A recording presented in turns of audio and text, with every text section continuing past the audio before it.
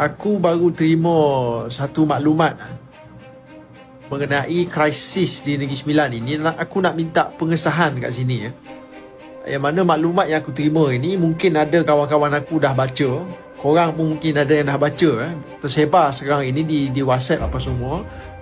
Mengatakan gerakan untuk menjatuhkan Menteri Besar Negeri Sembilan Datuk Seri Aminuddin ini diatur oleh Khairi Jamaluddin KJ. Betul ke? Nah, ini aku nak minta pengesahan dan aku juga difahamkan krisis di Negeri Sembilan ini, individu yang menentang bermati-matian tindakan untuk menarik sokongan daripada Menteri Besar Negeri Sembilan itu adalah Tok Mak Hassan.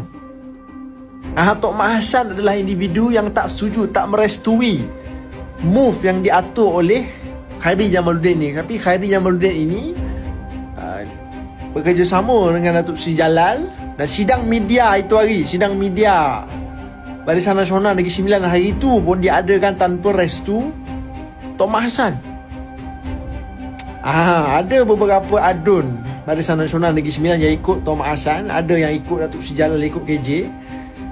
Yang mana korang boleh tengok hari itu, selepas sidang media Datuk Seri Jalal dengan adun Barisan Nasional hari itu, kita boleh tengok KJ ni punya marah dekat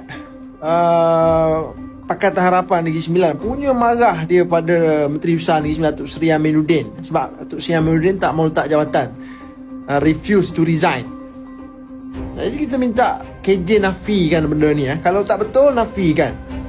Sebab sekarang ini maklumat ini tersebar di media sosial pun ada yang dah bocorkan. Aku pun tak pasti mana sumber yang bocorkan, tapi aku dapat maklumat tu. Sebab kalau betul KJ yang terlibat lagi sekali, kalau betul KJ yang buat huru-hara di Negeri Sembilan sekarang ini, maka KJ sekali lagi berani langgar Presiden UMNO. Buat sekian kalinya, buat kali keberapa dah ni KJ dah langgar Presiden UMNO lagi sekali.